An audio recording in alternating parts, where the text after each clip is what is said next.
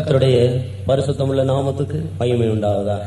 May the holy name of the Lord be glorified. முதலாம் சாமுவேலின் புத்தகம் 2ஆம் அதிகாரம் 8-9 வசனத்தை வாசியுங்கள். 1 Samuel chapter 2 verses 8 and 9. அவர் சிறியவனை புழுதியிலிருந்து எடுத்து எளியவனை குப்பையிலிருந்து உயர்த்துகிறார். அவர்களை பிரபுக்களோடு உட்காரவும் மகிமையுள்ள சிங்காசனத்தை சுதந்திரிக்கவும் பண்ணுகிறார். பூமியின் அஸ்திபாரங்கள் கர்த்தருடையவைகள். அவரே அவைகளின் மேல் பூச்சக்கரத்தை வைத்தார். அவர் தமது பரிசுத்தவான்களின் பாதங்களை காப்பார். துன்மார்க்கர் இருளிலே மௌனமாவார்கள். பலத்தினால் ஒருவனும் மேற்கொள்வதில்லை. கர்த்தருக்கு ஸ்தோத்திரம். Praise the Lord. இங்கே நாம் என்ன வாசிக்கிறோம்? What do we read here?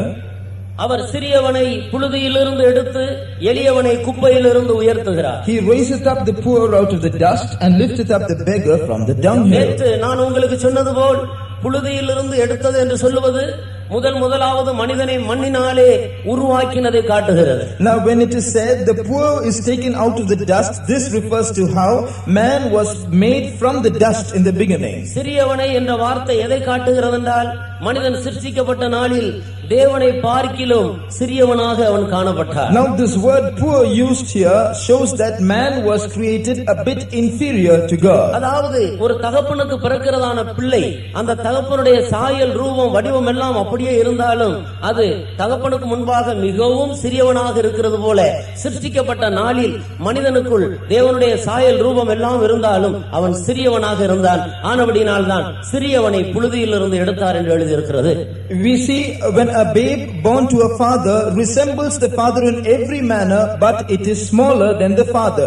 Just like this man, the day he was created smaller or in an inferior state to God, and that is what it is said here, that the poor or the smaller one is taken out of the dust. அவன் அந்நிய சத்தத்துக்கு செவி கொடுத்து அவன் பாவம் செய்து விழுந்த போதோ அவன் குப்பையிலே காணப்பட்டான். But when he listened to strange voices and fell into sin, he went into the dunghill. இது மனம் திரும்புவதற்கு முன்பாக பாவ மன்னிப்பை பெற்றுக்கொள்வதற்கு முன்பாக காணப்படுகிற ஒரு மனிதனுடைய ஆவிக்குரிய நிலவரமாக காணப்படுகிறது. This is the spiritual state of a man prior to his repentance, prior to his receiving the forgiveness of sins. இந்த நிலவரத்தில் இருக்கிறதான குப்பையில் கிடக்கிறதான இந்த மனிதனை தான் ஆண்டவர் தேவாதி தேவன் தன்னுடைய கையாகிய கர்த்தராகிய இயேசு கிறிஸ்துவின் மூலமாக தூக்கி எடுக்கிறார். It was when man was seated in the dunghill within rubbish and refuse that God, the God of God, stretched out his hand, his arm, which is the Lord Jesus, to lift up man. விழுந்து போன மனிதனுக்கு அவர் கை கொடுத்தார் என்று எழுதியிருக்கிறது. கர்த்தராகிய இயேசு கிறிஸ்து இந்த பூமிக்கு அனுப்பினதை காட்டுகிறது. Now when it is said that he lent his arm or his hand to lift up the fallen man, it signifies that God sent his son, the Lord Jesus Christ. தேவனுடைய கைதான் கர்த்தராகிய இயேசு கிறிஸ்து, தேவனுடைய விரல்தான் பரிசுத்த ஆவியானவர். The hand or the arm of God is the Lord Jesus Christ, and the finger of God is the Holy Spirit. இந்த அர்த்தத்தில் தான் கர்த்தராகிய இயேசு கிறிஸ்து இந்த பூமியில் பிசாசுகளை துரத்தின போது, நான் தேவனுடைய விரலினாலே பிசாசுகளை துரத்துகிறேன் என்று பரிசுத்த ஆவியினால் துரத்துகிறதை அவர் உச்சரித்து சொன்னார். It was pointing to this that Jesus once said, if I by the finger of God cast out devils. There the finger of God refers to the Holy Spirit. இப்படியாக விழுந்து போன மனிதனுக்கு தேவன் தன்னுடைய கையையும் தன்னுடைய விரலையும் கொடுத்து அவனை தூக்கி எடுக்கிறார். This is how God lent his hand and his finger to lift up the fallen man. இப்படி தூக்கி எடுக்கப்பட்ட மனிதனை ஆண்டவர் எங்கே உட்கார வைக்கிறார் என்று அன்னாள் சொல்லுகிறாள் என்று பாருங்கள். Now Hannah describes what God does when he lifts up man and where man is placed by God. அவனை குப்பையிலிருந்து உயர்த்தி பிரபுக்களோடு உட்கார வைக்கிறார். He lifts him up from the refuse, from the rubbish, and places him amongst princes. இந்த பிரபுக்களோடு உட்கார வைத்து அதன் பிறகு அந்த இடத்திலே அவனை ஆயத்தப்படுத்தி மகிமையுள்ள சிங்காசனத்துக்கு அவனை ஆயத்தப்படுத்துகிறார். After making him sit amongst the princes, he prepares man to inherit the throne of glory. எனவே பிரபுக்களோடு உட்கார வைத்தல் என்று சொல்லுவது புதிய ஏற்பாட்டு சபையில் கொண்டு வந்து தேவனால் ஏற்படுத்தப்பட்ட தேவனுடைய ஊழியர்கள் ஆகிய பிரபுக்களோடு உட்கார வைக்கிறதை காட்டுகிறது. Now making him man sit among princes shows that man is brought into God's church and made to sit with his servants who are the princes. இந்த இடத்தில் வைத்துதான் மகிமையான சிங்காசனமாகிய நித்திய ராஜ்யத்துக்கு மனிதனை தகுதிப்படுத்துகிறார். It is here that God makes man worthy of that throne of glory which is his eternal kingdom. இந்த கடைசி நாட்களில் நடந்து கொண்டிருக்கிறதான இந்த காரியத்தை தான் அன்னாள் தீர்க்கதரிசனமாக அன்றைக்கே பாடி முன் உரைத்தாள். Hannah prophesied through song about what is going to take place these last days. எனவே பரிசுத்த ஆவியினுடைய அபிஷேகம் பெற்றுக்கொள்ளும் பொழுது ஒரு தேவனுடைய மனிதன் பிரபுக்களோடு தன்னுடைய ஐக்கியத்தை வைத்துக் கொள்ள வேண்டியது அவசியமாக இருக்கிறது. Therefore, when a man receives the Holy Spirit, it is imperative that he keep his fellowship with princes. ஆனபடியால்தான் அப்போஸ்தலனாகிய யோவான் சொல்லும் பொழுது உங்களுடைய ஐக்கியம் எங்களோடு கூட இருக்கும்படியாக எங்களுடைய ஐக்கியம் பிதாவோடும் அவருடைய குமாரனாகிய இயேசுவோடும் இருக்கிறது என்று சொல்லுகிறார். Saint John the Apostle says, our fellowship is with the Father and with his Son, and your fellowship should be with us. மகிமையுள்ள ஒரு சிங்காசனத்தை பெற்றுக்கொள்ளும்படியாக தேவனால் அழைக்கப்பட்ட தேவனுடைய பக்தர்கள் பிரபுக்களோடு தங்களுடைய ஐக்கியத்தை வைத்துக் கொண்டு அந்த மகிமையான சிங்காசனத்துக்கு தன்னை தகுதிப்படுத்திக் கொள்ள வேண்டியது அபிஷேகம் பெற்ற ஒவ்வொரு தேவனுடைய மனிதன் மேலும் விழுந்த கடமையாக இருக்கிறது. It is the duty of every spirit baptized child of God to have his fellowship with princes, that eventually he might inherit the throne of glory. தேவனால் ஏற்படுத்தப்பட்ட, தேவனால் அழைக்கப்பட்ட, தேவனால் அபிஷேகம் பண்ணப்பட்ட பரலோக ராஜ்யத்தின் நிமித்தம் தங்களை அன்னகர்களாக்கி கொண்டதான அந்த பிரபுக்கள் யார் என்பதை பகுத்தறிந்து கொள்ள வேண்டியது அபிஷேகம் பெற்ற ஒவ்வொருவருடைய கடமையாக இருக்கிறது. It is the duty of every spirit baptized child of God to discern and find out who those people are, whose servants are, who are prepared and called and anointed by God and having come into the consecration of eunuchs. வெளிப்படுத்தின விசேஷத்தில் நாம் வாசிக்கும் பொழுது எபேசிய சபையின் நிலவரத்தை குறித்து பரிசுத்த ஆவியானவர் சொல்லுகிற வேளையில் அப்போஸ்தலர் அல்லாதவர்கள் தங்களை அப்போஸ்தலர்கள் என்று பொய்யாக சொல்லுகிறதை அந்த சபையானது கண்டுபிடித்து விட்டது என்று எழுதியிருக்கிறது. Writing to the Ephesian church in the book of Revelation, the Lord witnesses how the Ephesian a church had discovered those group of people who called themselves apostles but were not apostles. கிறிஸ்துவின் நிறைவான வளர்ச்சிக்கு நம்மை கொண்டு வந்து கர்த்தராகிய இயேசு கிறிஸ்து வரும் பொழுது அவருக்கு முன்பாக கொண்டு போய் நிறுத்தும்படியாக தேவனால் அழைக்கப்பட்ட தேவனுடைய ஊழியர்கள் யார் என்பதை கண்டுபிடித்து அவர்களோடு தங்களுடைய ஐக்கியத்தை வைத்துக் கொண்டு பிரபுக்களோடு உட்கார்ந்து மகிமையான சிங்காசனத்துக்கு நம்மை தகுதிப்படுத்திக் கொள்வோமாக. Now we have to find out who those princes are and make our fellowship with them, that they might take us and help us to attain the fullness of Christ and finally present us before the Lord. எனவே சபையினுடைய ஐக்கியம் மிக மிக முக்கியமானது என்பதை தேவனுடைய பிள்ளைகள் விளங்கிக் கொள்ள வேண்டும். The children of God therefore should understand that the fellowship with the church is indispensable. சபை கட்டுகிற ஊழியம் என்று சொல்லுவது ஒரு மனிதன் தானாக விரும்பி செய்கிறது அல்ல. அது தேவனால் அழைக்கப்பட்டு தேவனிடத்திலிருந்து ஒப்புரவாகுதலின் உபதேசத்தையும் ஊழியத்தையும் பெற்றுக்கொண்டு தேவனுக்கு முன்பாக நின்று செய்கிற ஒரு ஊழியமாக இருக்கிறது. The ministry of church building up a church is not the desire of any individual, but it is a ministry received from God himself to build up a church by using the ministry of reconciliation and the word of reconciliation. இந்த உத்தரவாதத்தை ஒன்று கூட ஜனங்கள் விளங்கிக் கொள்ளும்படியாக பரிசுத்த பவுல் இரண்டு விதமான கற்ப வேதனை குறித்து அவர் வேதத்தில் எழுதுகிறதை நாம் காண்கிறோம். Writing that the people of God might understand the greatness of this responsibility, the Saint Paul writes of two kinds of travailing in birth. ஒரு ஊழியக்காரனுக்கு இரண்டு விதமான வேதனைகள் இருக்கிறது. Now there should be two kinds of birth pangs for a servant of God. ஒன்று, கிறிஸ்து இயேசுவுக்குள் உங்களுக்கு 10,000 வாத்தியாயர்கள் இருந்தாலும் தகப்பன்மார் உங்களுக்கு அநேகர் இல்லை, நானோ உங்களை சுவிசேஷத்தினால் பெற்றெடுத்தேன் என்று ஒருவித கற்ப வேதனை குறித்து அவர் இங்கே சொல்லுகிறார். Saint Paul speaks of one kind of birth pang by saying,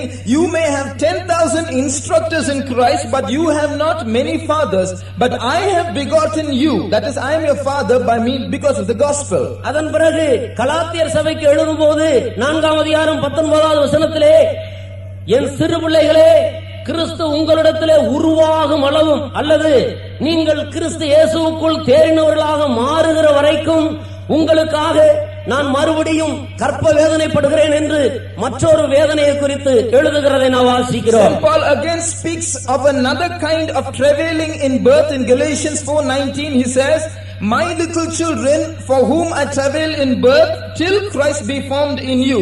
Which goes to say that he is traveling in birth for a group of people to attain the perfection of Christ. ஒரு சரியான ஒரு தாய்க்கு இரண்டு விதமான வேதனைகள் உண்டு. A true mother has two kinds of pains.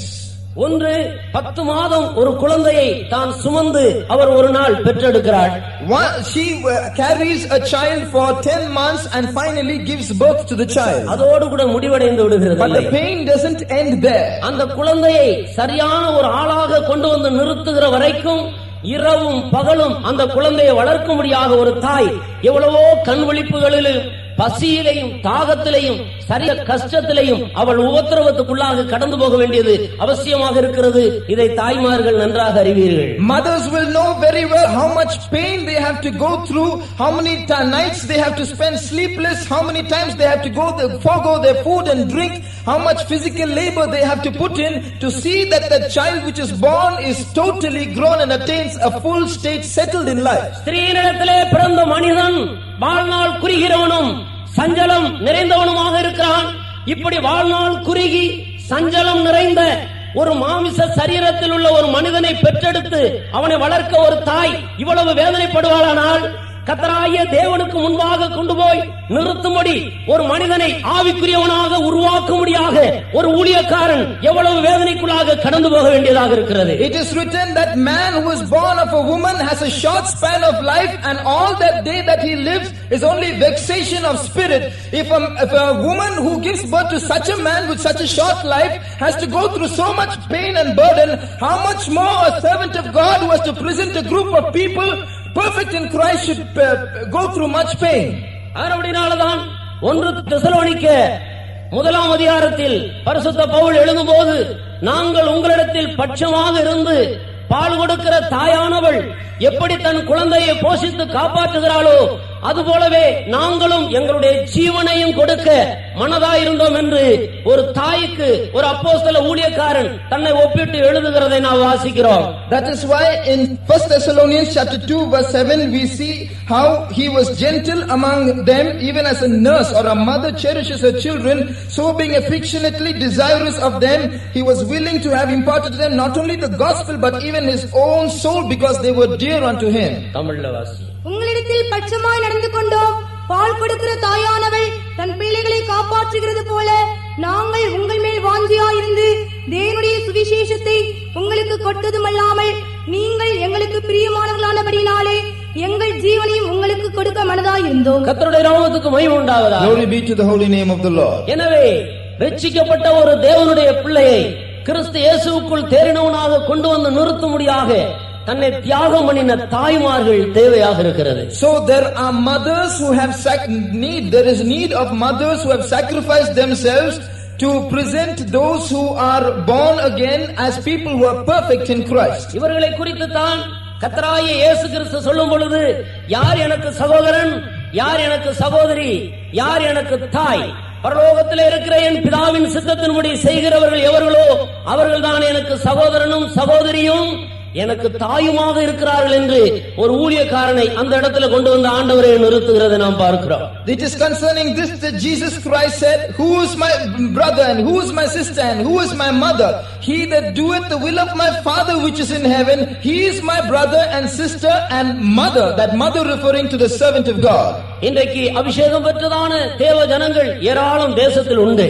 There are many people today in the country who have received the Holy Spirit. கிறிஸ்து இயேசுவின் நிறைவான வளர்ச்சியை பெற்றுக்கொள்ளும்படியாக தாங்கள் கடந்து போக வேண்டியதான பகுதிகள் எப்படி, எந்த அனுபவத்தின் மூலமாக யாரோடு ஐக்கியமாக இருந்து அந்த அனுபவத்தை பெற்றுக்கொள்ள வேண்டும் என்று சத்தியம் தெரியாமல் தங்களுக்குள்ளேயே அவர்கள் வேதனையோடு தங்களுடைய காலத்தை கடத்தி கொண்டிருக்கிறார்கள். But how they should attain the fullness of Christ, and to attain the fullness of Christ whom they should have fellowship with, and what the truths they should keep, they do not know, and they are confused and troubled within themselves. ஆனபடினால்தான் கர்த்தராகிய இயேசு கிறிஸ்து ஒரு மனிதன் இந்த பூமியில இருக்கும்போது அவன் எப்படி தன்னுடைய ஐக்கியத்தை வைத்துக் கொள்ள வேண்டும் என்பதை குறித்து மிக தெளிவாக பல சந்தர்ப்பங்களில் சுட்டிக்காட்டி இருக்கிறார். That is why in many situations the Lord has vividly explained how a man and with whom a man should keep fellowship that he might grow unto him. பக்தன் கொர்நேலியு ஒரு பக்தனாக இருந்து ஜெபித்துக் கொண்டிருந்தான்.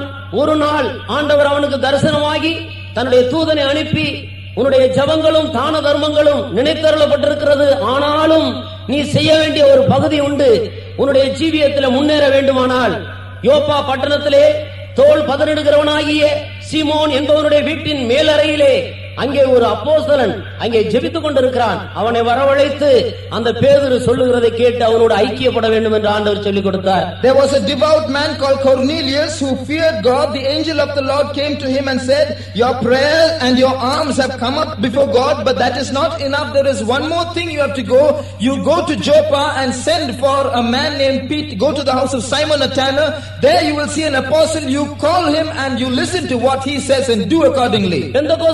ஜனங்களை கட்டி அவர்களை அழிக்கும்படியாக தமஸ்கு நகரை நோக்கி குதிரையில் விரைந்து கொண்டிருந்ததான சவுலை கர்த்தர் சந்தித்து அவருடைய ஜீவியத்தை மாற்றி, நீ போய் அனனியாவினிடத்தில் ஐக்கியப்படு என்று ஆண்டவர் அவனை அனனியாவினிடத்தில் வழி நடத்துகிறதை நாம் காண்கிறோம். There was a man called Saul who was busy going to Damascus to bind up Pentecostals and to put them in prison, but the Lord met him in the way and said, you go to Ananias and there he will tell you what to do. மற்றொரு சந்தர்ப்பத்தில் இரண்டு கண்ணும் குருடனான ஒரு மனிதன் கர்த்தராகிய இயேசு அண்டையில் வரும்போது அவர் உமிழ் நீரை பூமியிலே உமிழ்ந்து சேறுண்டாக்கி அவைகளை அவருடைய கண்ணிலே தடவி, நீ போய் சீலோவாம் குளத்தில் கழுவு என்று அனுப்புகிறார். சீலோவாம் என்றால் அனுப்பப்பட்டவன் என்ற அர்த்தம்.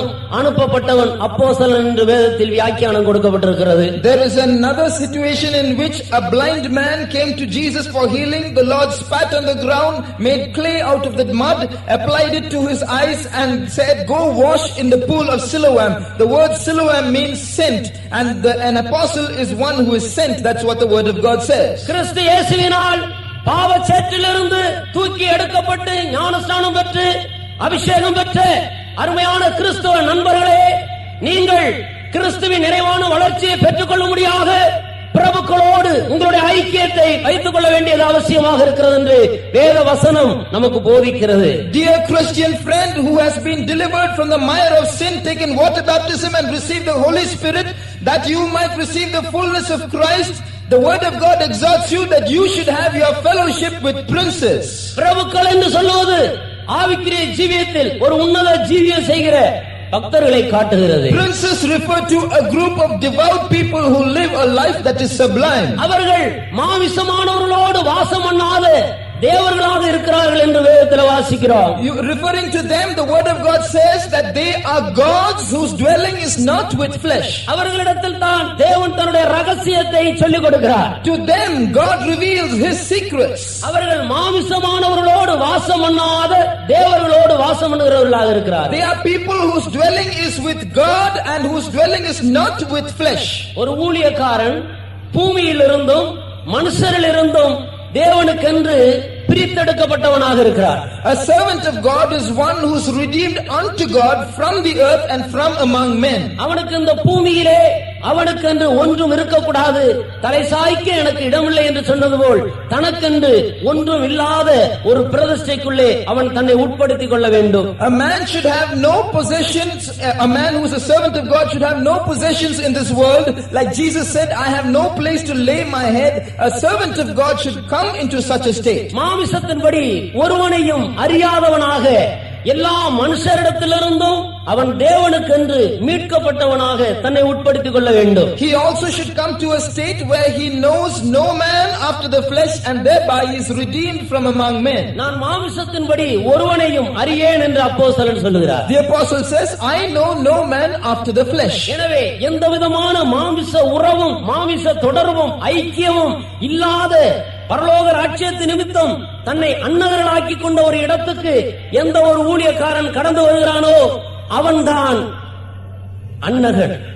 A person who has come into the state of not knowing any man after the flesh, he it is who has attained the state of a eunuch. அவன்தான் மாம்சமானவர்களோடு வாசம் பண்ணாமல் தேவனோடு வாசம் பண்ணும்படியாக பிரித்தெடுக்கப்பட்டவன். He is a man who is void of carnal ties and intimacies and he has no relationship with the flesh. He dwells with the Lord. இவருடைய கையில்தான் ஆண்டவர் கிறிஸ்து இயேசுவின் நிறைவான வளர்ச்சிக்கு ஜனத்தை கொண்டு வரும்படியான ரகசியத்தை சத்தியத்தை சொல்லிக் கொடுத்திருக்கிறார். Into the hands of such a man the Lord gives the mysteries of the kingdom of God which help a person to attain the fullness of Christ. எனவே அபிஷேகம் பெற்ற தேவனுடைய பிள்ளைகள் முதலாவது பிரபுக்களிடத்தில் வந்து உட்கார வேண்டும், இரண்டாவது அவர்கள் உன்னதத்திலே அவரோடு கூட உட்கார வேண்டும் என்று எழுதப்பட்டிருக்கிறது. Therefore this goes to say that a spirit baptized child of God should first of all sit among princes and thereafter also sit with him in glory. எபேசியருக்கு எழுதின நிருபம் 2ஆம் அதிகாரம் 7வது வசனத்தை வாசித்து பாருங்கள். You read Ephesians chapter 2 and verse 7. கிறிஸ்து இயேசுவுக்குள் நம்மை அவரோடு கூட எழுப்பி உன்னதங்களிலே அவரோடு கூட உட்காரவும் செய்தார். உன்னதங்களிலே அவரோடு கூட உட்காரவும் செய்தார். Verse 6, he has made us sit with him in heavenly places. நாம் இந்த டவுட்டன் ஸ்கூல்ல தானே உட்கார்ந்து கொண்டு இருக்கிறோம், பின்ன எப்படி உன்னதங்களிலே அவரோடு கூட உட்கார்ந்து இருக்கிறோம் என்று வேதத்தில் எழுதியிருக்கிறது. We are seated here in Dupton school, then how is it that the Bible says we are seated in heavenly places with him? நாம் சரீரத்தில் இங்கே இருந்தாலும் நம்முடைய ஆவியிலே நம்முடைய மனதிலே நாம் எப்போது இரவும் பகலும் உன்னதத்துக்குரிய காரியங்களையே சிந்திக்க வேண்டும், அங்கே நம்மை ஸ்திரப்படுத்திக் கொள்ள வேண்டும் என்ற அர்த்தத்தில் தான் இந்த வேத வசனங்கள் நமக்கு முன்பாக கொண்டு வரப்படுகிறது. Physically we might be present here, but spiritually in our spirit and my mind, in our mind we should always be thinking of things that are above and be established in those things which are above. That is what this verse says. நாம் எல்லாரும் இங்கே உட்கார்ந்து கொண்டிருக்கிறோம். We are all seated here. இப்பொழுது நாம் எல்லாரும் சற்று நம்முடைய மனதிலே மெரினா பீச் கடற்கரையை சற்று சிந்திப்போம் என்று மனதில் உங்கள் எல்லாருடைய ஆவியையும் நான் அங்கே அழைத்துக் கொண்டு போவேனானால் நீங்கள் எல்லாரும் என்னுடைய ஆவியோடு சேர்ந்து உங்களுடைய ஆவியுமாக எல்லாரும் பீச்சிலே காணப்படுவோம், சரீரம் இங்கே இருக்கும். Now I am going to tell you all, now let us all mentally go to the Marina Beach and I divert all your minds to the Marina Beach. So all your spirits will join with my spirit and in our spirit we will be in the Marina Beach, but physically you will be here. இதே காரியத்தை இன்னும் சற்று விளங்கிக் கொள்ள முடியாத பரிசுத்த பவுல் கொலோசியர் சபைக்கு தெளிவாக எழுதுகிறார். 3ஆம் அதிகாரம் முதல் 2 வசனங்களை வாசித்து பாருங்கள். In the first 2 chapters of the epistle to the Colossians and chapter 3, St. Paul describes this more clearly. நீங்கள் கிறிஸ்துவுடன் கூட எழுந்ததுண்டானால் கிறிஸ்து தேவனுடைய வலது பார்சத்தில் வீற்றிருக்கும் இடத்திலுள்ள மேலானவைகளை தேடுங்கள், பூமியில் உள்ளவைகளை அல்ல மேலானவைகளை நாடுங்கள்.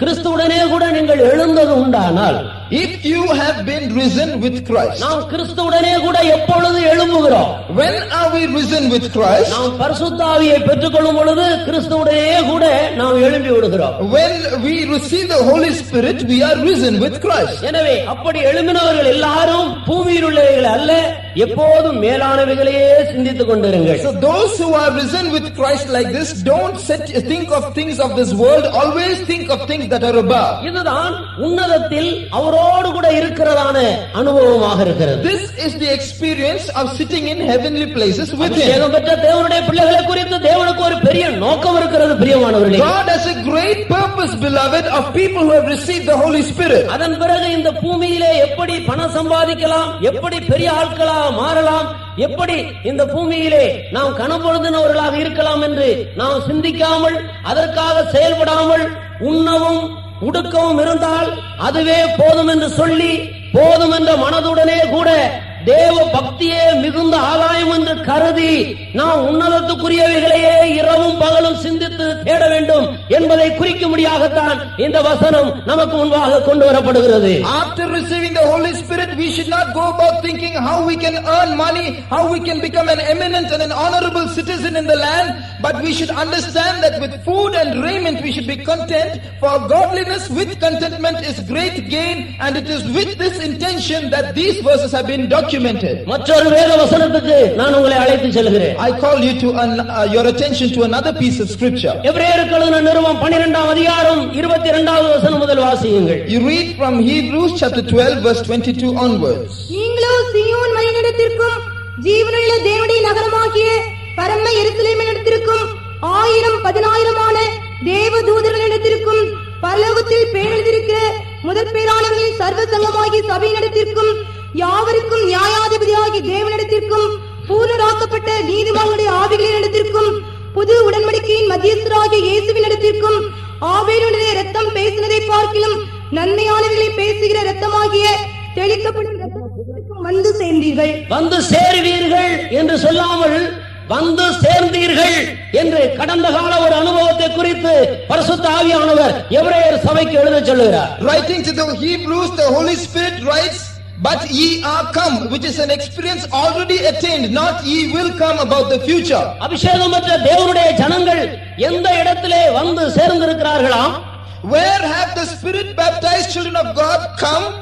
அபிஷேகம் பெற்ற தேவனுடைய ஜனமே, நீங்களோ சீயோன் மலையினிடத்திற்கும் ஜீவனுள்ள தேவனுடைய நகரமாகிய பரம எருசலேமினிடத்திற்கும் யாவருக்கும் நியாயாதிபதியாகிய தேவனிடத்திற்கும் ஆவேலுடைய ரத்தம் பேசினதை பார்க்கிலும் அதிக நன்மையானவைகளை பேசுகிற தெளிக்கப்படும் ரத்தமாகிய இயேசு கிறிஸ்துவினுடைய ரத்தத்தினிடத்திற்கும் 1000-10,000 தேவ தூதர்களிடத்திற்கும் பரலோகத்தில் பேரெழுதி இருக்கிற முதற் பேரானவர்களின் சர்வ சங்கமாகிய சபையினிடத்திற்கும் வந்து சேர்ந்தீர்களே என்று அபிஷேகம் பெற்றவர்களை பார்த்து திட்டவட்டமாக அவர் எழுதுகிறார். Writing to the Spirit baptized children of God, he says, "You have already come unto Mount Zion, the city of the living God, the heavenly Jerusalem, to an innumerable company of angels, to God the judge of all, and to Jesus the mediator of the new covenant, to the blood of the sprinkling, which speaks better things than that of Abel." Doveton ஸ்கூலுக்கு தானே வந்திருக்கிறோம்.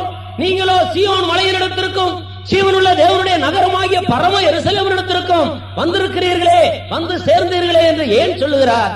Now you have come to Dufton School, but you say that we have already come to Mount Zion and we are gathered there. That may be your argument. இது நம்முடைய ஆவியிலே நாம் தேட வேண்டியதும் நாம் ஸ்திரப்படுத்திக் கொள்ள வேண்டியதுமான ஒரு ஸ்தானத்தை குறித்து அவர் பேசுகிறார். St. Paul is speaking about a state which we have to attain and be established in our spirit. இந்த அர்த்தத்தில் தான் கடந்த நாளிலே அபிஷேகம் பெற்ற ஒவ்வொரு தேவனுடைய பிள்ளையும் ஏதேன் தோட்டத்துக்கு வந்து சேர்ந்திருக்கிறோம் என்று கடந்த மாலை வேளையில் நாம் சிந்தித்தோம். It is in this sense that we meditated yesterday and considered how a person when he receives the Holy Spirit comes back to the Garden of Eden. இந்த இடத்தில் வைத்து தான் ஆண்டவர் ஒரு மனிதனை முற்றிலும் பரிசுத்தமாக்குகிற ஒரு வேலையை செய்கிறார். It is here that God starts the work of total sanctification in a man. இந்த பரலோக ராஜ்யத்தை குறித்து வேதத்தில் பல உவமைகளை நாம் காண முடியும். We read of many parables which are written down about the kingdom of heaven. ஒரு மனிதன் பரிசுத்த ஆவியை பெற்றுக்கொள்ளும் பொழுது பரலோகம் அவனுக்குள்ளே இறங்கி வருகிறது. அவன் ஒரு குட்டி பரலோகமாக காணப்படுகிறான். Now when a man receives the Holy Spirit, heaven in fact comes into his heart, so that the man himself becomes a mini heaven. பரிசுத்த ஆவியினுடைய அபிஷேகத்தின் மூலம் தேவனுடைய ராஜ்யம் மனிதனுக்குள் இறங்கி வருகிறது. By the anointing of the Holy Spirit, the kingdom of God comes into man. தேவனுடைய ராஜ்யம் பிரத்யட்சமாக வராது. The kingdom of God is not open, not explicit. இதோ இங்கே என்றும் அதோ அங்கே என்றும் சொல்லப்படுவதற்கு ஏதுவாக இராது. It will not be something you can point to and say there it is or here it is. தேவனுடைய ராஜ்யம் உங்களுக்குள் இருக்கிறதே என்று கர்த்தராகிய இயேசு கிறிஸ்து இந்த பூமியில் இருக்கும்போது தம்மை சூழ்ந்திருந்தவர்களை பார்த்து சொன்னார். Looking at those who were around him, Jesus Christ when he was on this earth says the kingdom of God is in you. இது எழுத்தின்படி உள்ள பரலோக ராஜ்யத்தை பற்றி பேசாமல் ஆவிக்குரிய அர்த்தத்தின்படி பரிசுத்த ஆவியினால் ஒரு மனிதன் பரலோகத்தின் அனுபவங்களை இந்த பூமியிலே அனுபவிக்க முடியும் என்பதை பற்றி அவர்களுக்கு சொல்லிக் கொண்டு வருகிறார். Jesus was not pointing to the literal kingdom of God which is in heaven.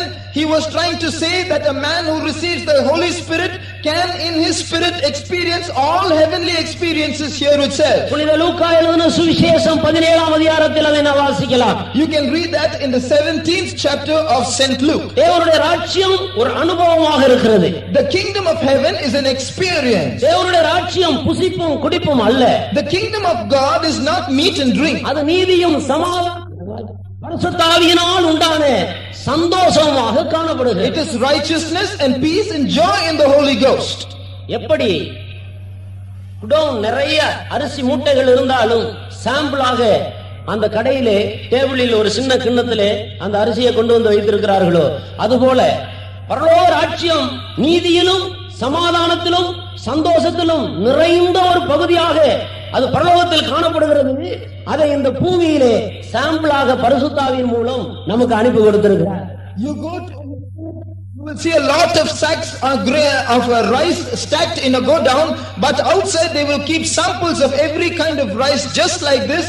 the kingdom of God is filled with righteousness and peace and joy, but God gives a sample of these experiences while we are here on earth. அதிலேயே நாம் எவ்வளவு கலிகூறுகிறோம், எவ்வளவு மகிழ்ச்சியாக இருக்கிறோம். How happy and joyous we are even in this sample. அப்படியானால் நாம் மெய்யாகவே எழுத்தின்படி அந்த ராஜ்யத்துக்குள்ள போகும்போது நம்முடைய சந்தோஷம் சொல்லி முடியுமோ?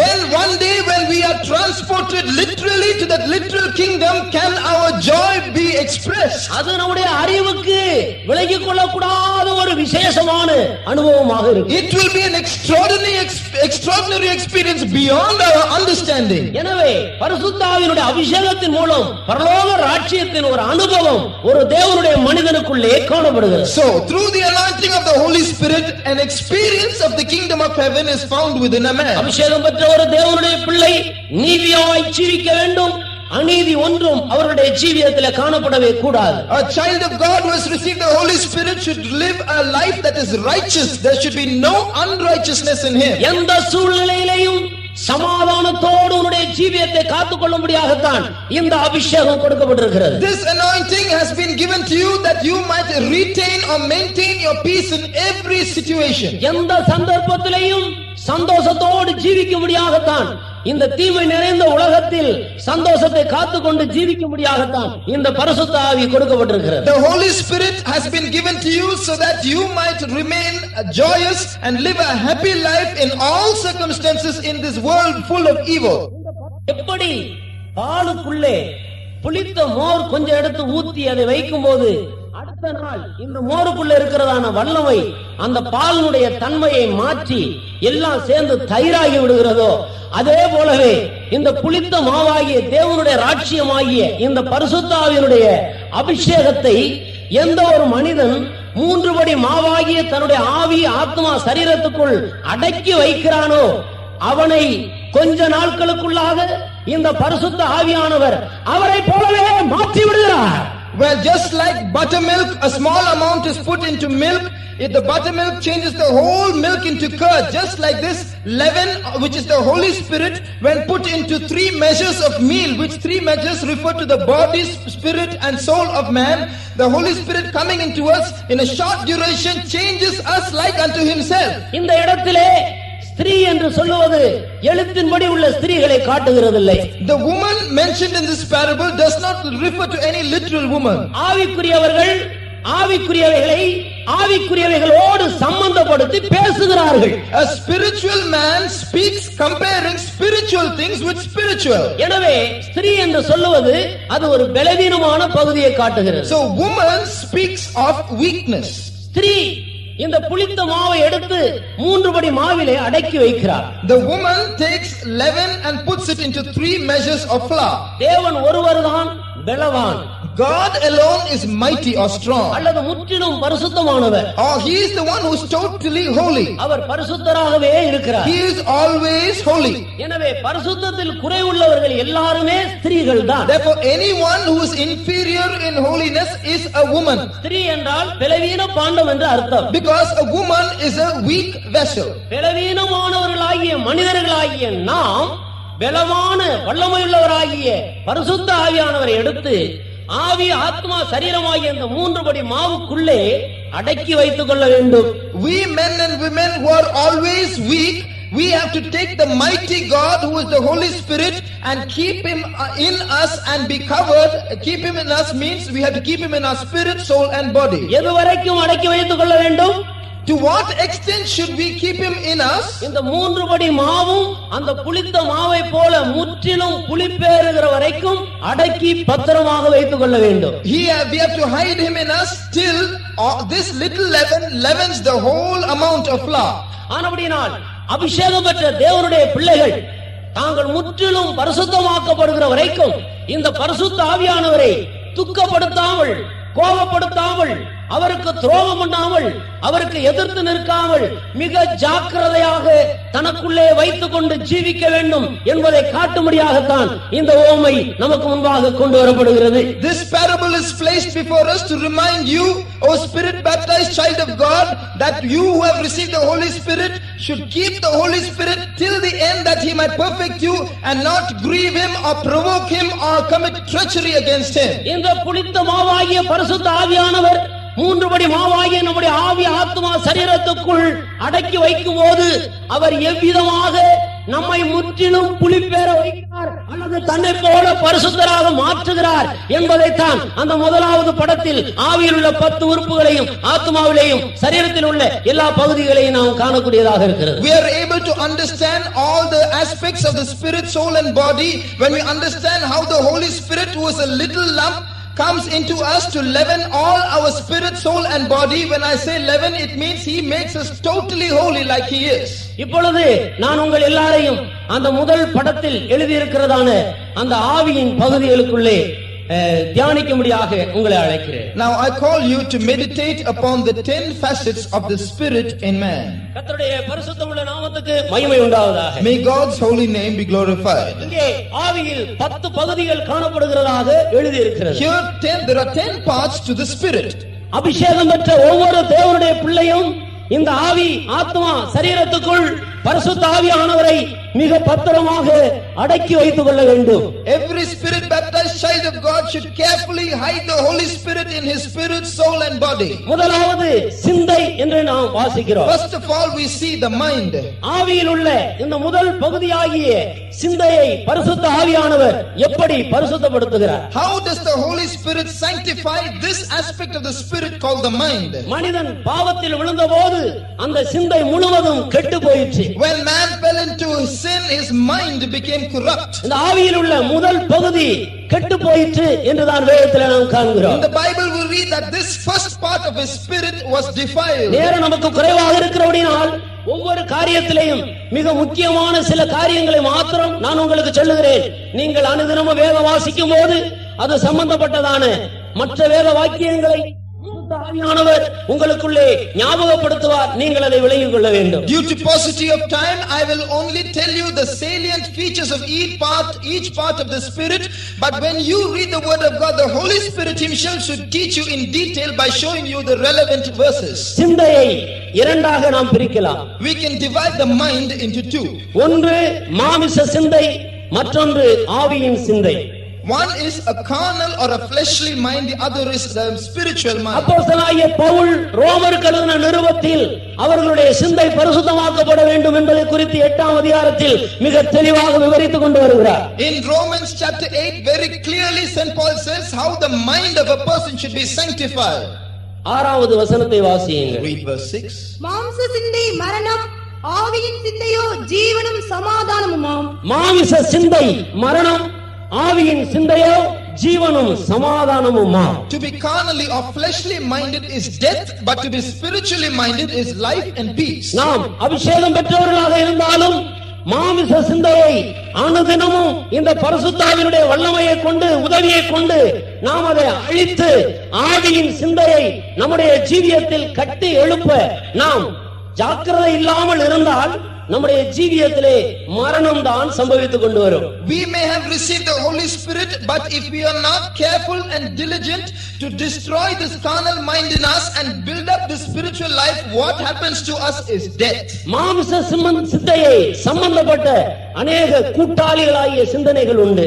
There are many companion minds which are related to this carnal mind. ரோமருக்கு எழுதின நிருபம் 1ஆம் அதிகாரம் 21ஆவது வசனத்தில் வீணான சிந்தையை குறித்தும், அதே அதிகாரத்தில் 8வது வசனத்திலே கேடான சிந்தையை குறித்தும், யாக்கோபிலே தகாத சிந்தையை குறித்தும், சங்கீதம் 2வது சங்கீதத்திலே அங்கே குருதாவான தீர் சிந்தையை குறித்தும், இப்படி பல சிந்தைகளை குறித்து வேதத்தில் வாசிக்கிறோம். We read in various parts of the scriptures about vain mind, a mind void of understanding, a reprobate mind, an unworthy mind, and so on.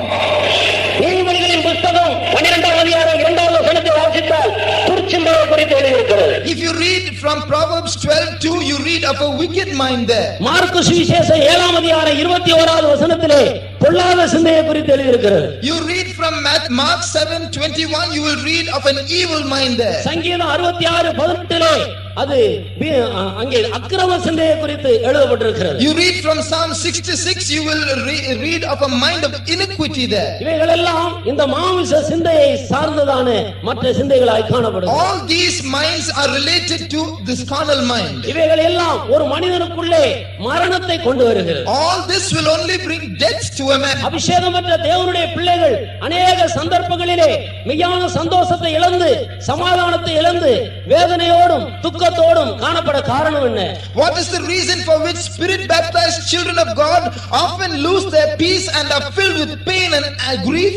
அவர்கள் மாமிச சிந்தையை பரிசுத்த ஆவியில் நிறைந்து அழிப்பதற்கு பதிலாக பரிசுத்த ஆவியானவருக்கு இடம் கொடாமல் அவர்கள் தாங்களே போராடி முன்னுக்கு போக பிரயாசப்படுகிறார்கள். அவருடைய முயற்சியிலே தோல்வியை காண்கிறார்கள். The reason is spirit baptized children of God take their own efforts and strive to overcome this carnal mind without allowing the Holy Spirit to work in them. The result is they meet failure. கர்த்தருடைய பரிசுத்தமுள்ள நாமத்துக்கு மகிமை உண்டாவதாக. May God's holy name be glorified. ஆனபடியால் அருமையானவர்களே, நம்முடைய சிந்தையை குறித்து நாம் கவனமாக இருக்க வேண்டும். Therefore let's be very careful about our mind. ஒரு உதாரணத்தை மாத்திரம் நான் சொல்லி அடுத்த பகுதிக்கு கடந்து போக விரும்புகிறேன். With one example I will go to the next part. சிந்தையை மட்டும் நாம் தியானித்தால் சில வாரங்கள் நாம் தியானித்துக் கொண்டே போகலாம். Now if we go into the detail of the mind, we can go on for many weeks. ஆனபடியால் நான் நேரம் நமக்கு குறைவாக இருக்கிறபடியால் குறிப்பாக 1-2 காரியங்களை உங்களுக்கு முன்பாக வைக்க விரும்புகிறேன். But because of want of time, I will just place 1 or 2 things before you. நீங்கள் ரோமருக்கு எழுதின நிருபம் 1ஆம் அதிகாரம் 21வது வசனத்தை வாசி. You read Romans 1:21. அவர்கள் தேவனை அறிந்தும் அவரை தேவனென்று மகிமைப்படுத்தாமலும் ஸ்தோத்திரியாமலும் இருந்து தங்கள் சிந்தனைகளினாலே வீணரானார்கள். இங்கே எழுதப்பட்டிருக்கிறது ரட்சிக்கப்படாத தெய்வத்தை அறியாத ஜனங்களை பற்றி அல்ல. Now what is written here is not written about people who do not know God or who are unsaved. தேவனை நன்றாக அறிந்த தேவ ஜனங்களை பார்த்து தான் எழுதுகிறார். It's written about people who knew God. They are those who know God very well. இந்த நிருபம் ரோமர் சபைக்கு எழுதப்பட்டது 1ஆம் அதிகாரம் 1 வசனத்திலிருந்து சில காரியங்களை வாசித்தால் அந்த சபையாருடைய ஆவிக்குரிய நிலவரம் என்ன என்பதை விளங்கிக் கொள்வீர்கள். Now this verse has been addressed to the Roman church. You read the first verse written to this church, you will understand the state that church was in. அவர்கள் தேவனை அறிந்தவர்கள். They are those who knew God. அவர்கள் தேவனை அறிந்தும் அவரை ஸ்தோத்திரியாமலும் அவரை மகிமைப்படுத்தாமலும் தங்களுடைய வாழ்க்கையிலே அசதியான ஒரு கிறிஸ்தவ ஜீவியம் செய்தது நிமித்தம் தங்களுடைய சிந்தையிலே வீண் சிந்தனை உள்ளவர்களாய் போய்விட்டார். Because though they knew God, they did not glorify God, neither were they thankful, but they were careless in their life and slack, and because of this they became vain in their minds. உணர்வில்லாத அவர்களுடைய இருதயம் இருளடைந்து போயிற்று. And their foolish and insensitive heart became dark. ஒரு காலத்தில் இருளில் இருந்த அவர்கள் பெரிய வெளிச்சத்தை கண்டார்கள். எந்த மனுஷனை பிரகாசிப்பிக்கிற இந்த ஒளி அவர்களை பிரகாசித்து பரிசுத்த ஆவியினால் நிரப்பி சந்தோஷத்தினால் நிறைத்து வைத்தார். இப்பொழுதோ அவர்கள் மறுபடியும் இருளடைந்து போனார்கள். Once they were in darkness, but they were met by this marvelous light, that light which lighteth every man, and the Holy Spirit enlightened their heart, but now they have gone back into the darkness. அவர்கள் தேவனுடைய பிள்ளைகளாக மாறின பிறகும் அவர்கள் தேவ ஜனங்களோடு சேர்ந்து தேவனை ஸ்தோத்தரித்து மகிமைப்படுத்தி சாட்சி சொல்லி மற்றவர்களுக்கு மனதார சுவிசேஷத்தை பிரசங்கித்து இப்படியாக தெய்வத்துக்கு ஏற்ற காரியங்களை செய்ய அசதியா இருந்தபடியினால் அவர்கள் மறுபடியும் அவருடைய இருதயம் இருளடைந்து போயிற்று. They know God, they are familiar with Him, but they do not glorify Him as God. They are not thankful, they do not witness for Him, they do not preach the gospel of Him to others, and therefore they become careless and their heart becomes dark. கர்த்தருடைய நாமத்துக்கு மகிமை உண்டாவதாக. Praise the Lord. அபிஷேகம் பெற்ற அருமையான தேவனுடைய ஜனமே,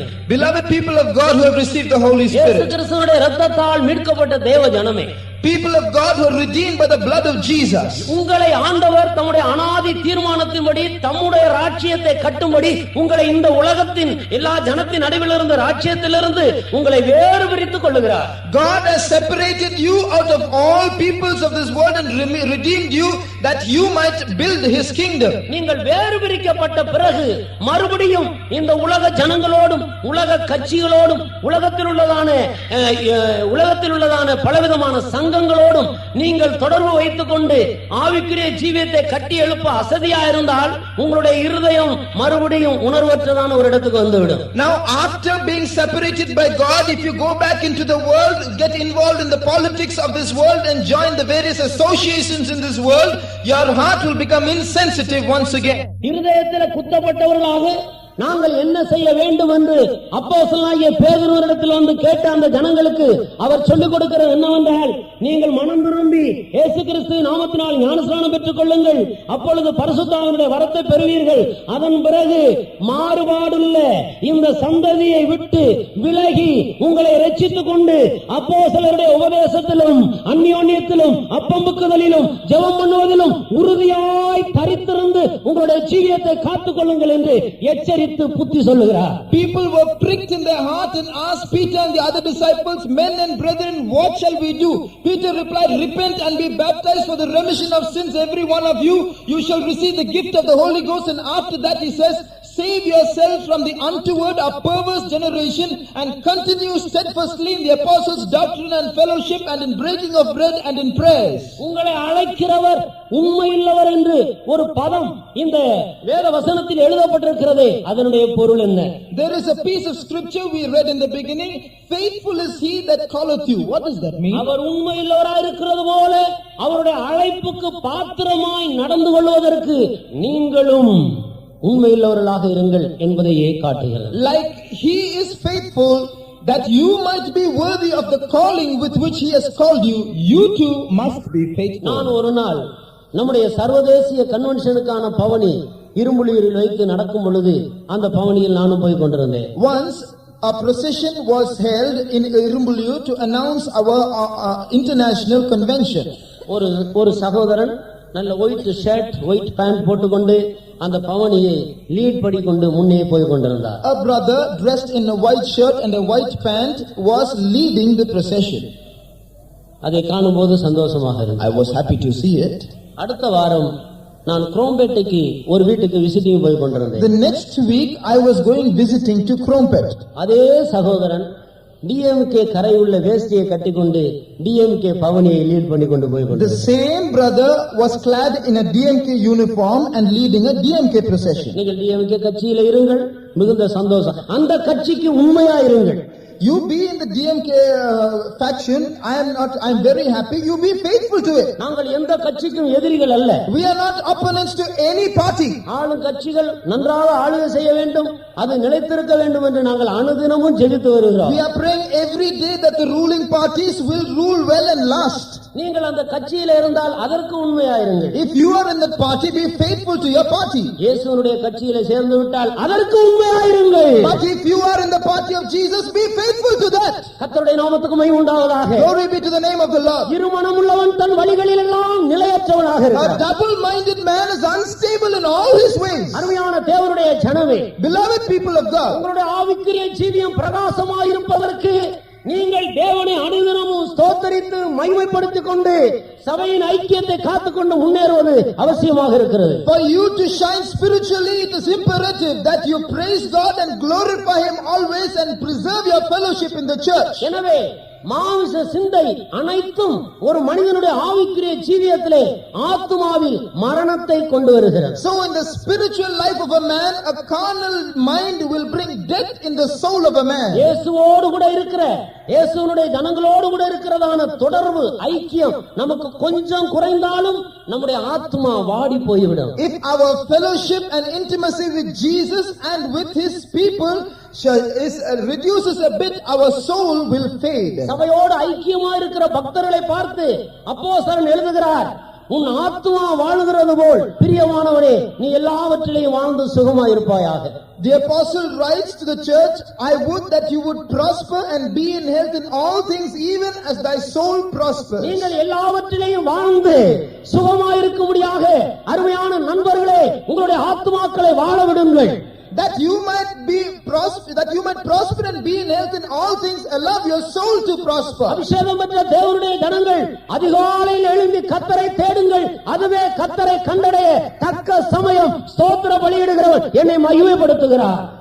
Spirit baptized people of God, get up early in the morning to praise God, because that is the time to seek Him early. Whoso offers praise glorifies Him. வீண் சிந்தனை உங்களை மேற்கொள்ளாமல் இருக்கும்படியாக, உங்களுடைய ஆவிக்குரிய ஜீவியத்தில் நீங்கள் வளர்ந்து செழிக்கும்படியாக தேவனை ஸ்தோத்தரிப்பதும் அவரை மகிமைப்படுத்துவதும் ஒரு தேவனுடைய பிள்ளைக்கு இருக்க வேண்டிய அத்தியாவசியமான பகுதிகள். Now for a man to shine spiritually, that he might prevent the carnal mind from attacking him, he has to have praising, being thankful and glorifying God in his life. நாங்கள் சில நேரங்களிலே சபையாருக்கு அறிவித்து அதிகாலை விசேஷித்த ஸ்தோத்திர ஜெபத்தை 4 மணிக்கு நடத்துகிறோம்.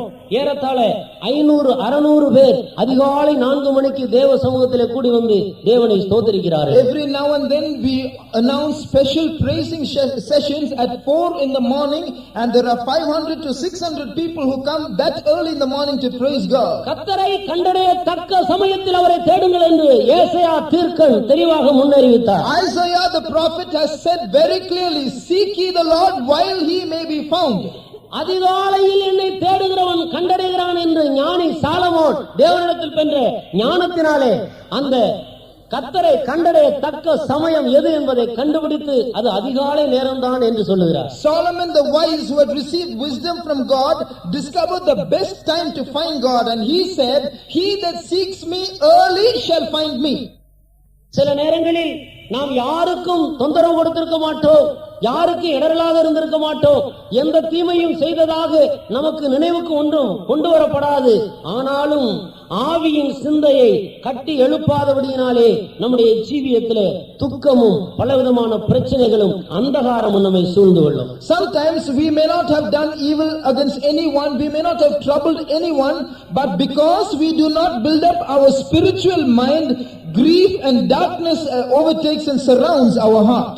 பிலிப்பியருக்கு எழுதின நிருபம் 4ஆம் அதிகாரம் 8வது வசனத்தை வாசித்து பாருங்கள். Read from Philippians 4:8. கடைசியாக என் சகோதரரே, finally my brethren, உண்மையுள்ளவைகள் எவைகளோ, whatsoever things are true, ஒழுக்கமுள்ளவைகள் எவைகளோ, whatsoever things are pure, நீதியுள்ளவைகள் எவைகளோ, whatsoever things are just, அன்புள்ளவைகள் எவைகளோ, whatsoever things are good, நற்கீர்த்தியுள்ளவைகள் எவைகளோ, whatsoever things are of good report, கற்புள்ளவைகள் எவைகளோ, whatsoever, if there be any virtue, புண்ணியம் எதுவோ, புகழ் எதுவோ, if there be any praise, இவைகளையே சிந்தித்துக் கொண்டிருங்கள். think on these things. ஒரு தேவனுடைய பிள்ளை இப்படிப்பட்டவைகளை தான் சிந்தித்து தன்னுடைய சிந்தையை காத்துக்கொள்ள வேண்டும். A child of God has to meditate on these things and build up his life. பிசாசு எப்போது ஒரு தேவ பிள்ளையுடைய மனதை கெடுக்கத்தான் அவன் பிரயாசப்படுவான். The devil always tries to first ruin the mind of a person.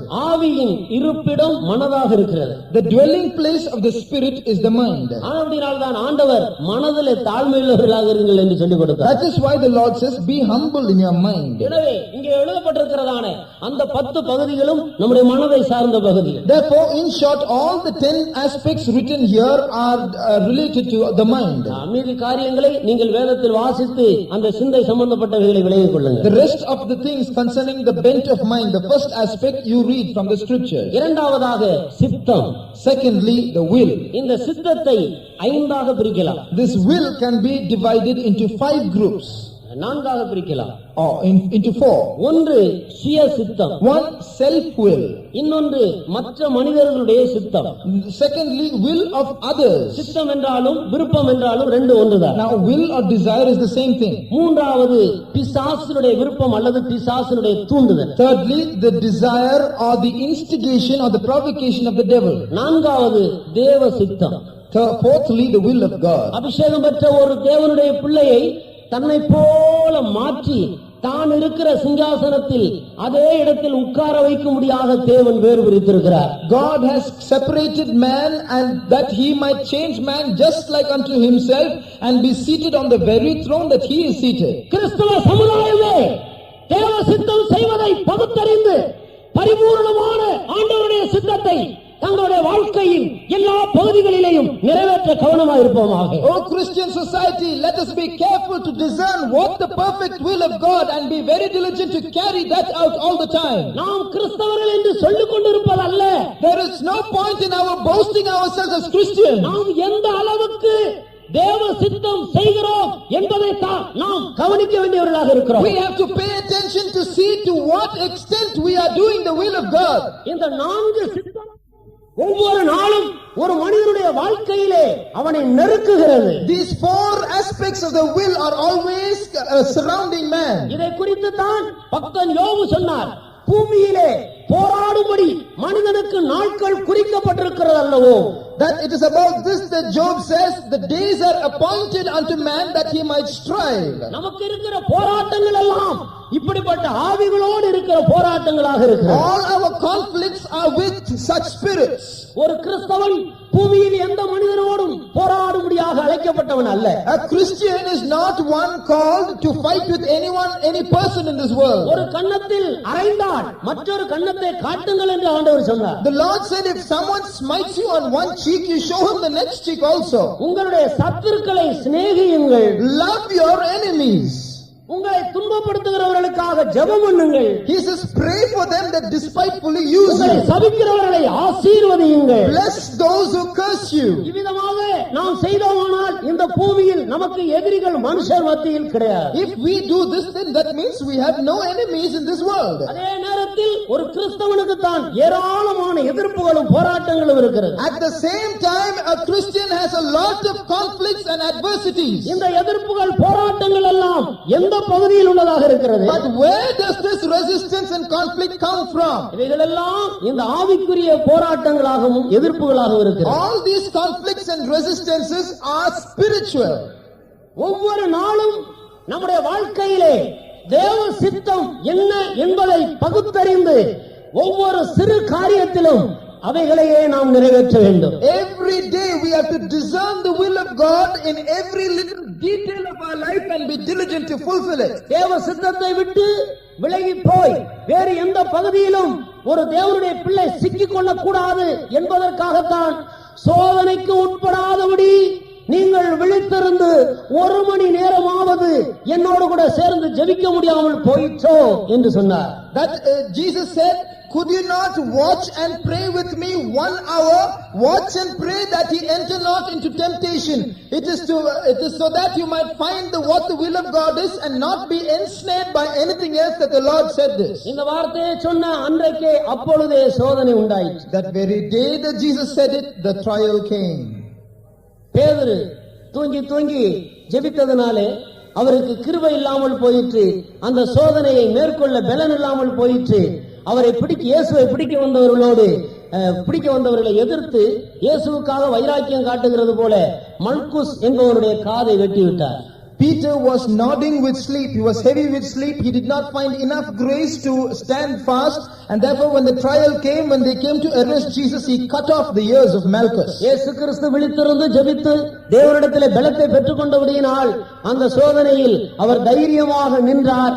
அதே நேரத்தில் அந்த காதை மறுபடியும் எடுத்து வைத்து அவனை அங்கேயே சுஸ்தமாக்கி விடுகிறார். Jesus, because he was careful and diligent to watch and pray, when the trial came, he took the victory. At the same time, he refixed the ear of the servant of Malchus. தூங்கி ஜெபித்ததான இவர்களுக்கோ அந்த சோதனை மேற்கொள்ள பலன் இல்லாமல் போயிற்று. But these people who were sleeping, they did not find enough strength to resist. ஆனபடியினால் தேவனுடைய ஜனங்கள் அனுதினமும் வருகிற சோதனையை நாம் மேற்கொண்டு முன்னேறி செல்லும்படியாக ஜெபம் நமக்கு மிகவும் அவசியமாக இருக்கு. So prayer is an imperative that you might discern the will of God every day, do it and progress spiritually. ஜெபத்தின் மூலமாக தேவ ஆவியானவரோடு தொடர்பு கொள்ளும் பொழுதுதான் சகலவற்றையும் போதித்து நீ நடக்க வேண்டிய வழியில நான் உன்னை நடத்துவேன் என்று சொன்ன ஆண்டவர் தேவ சித்தத்தை தெளிவாக நமக்கு விளக்கி கொடுப்பார். Now it is only through prayer that we have a smooth transmission between God and us, and God who says, I will guide you and lead you in all my ways,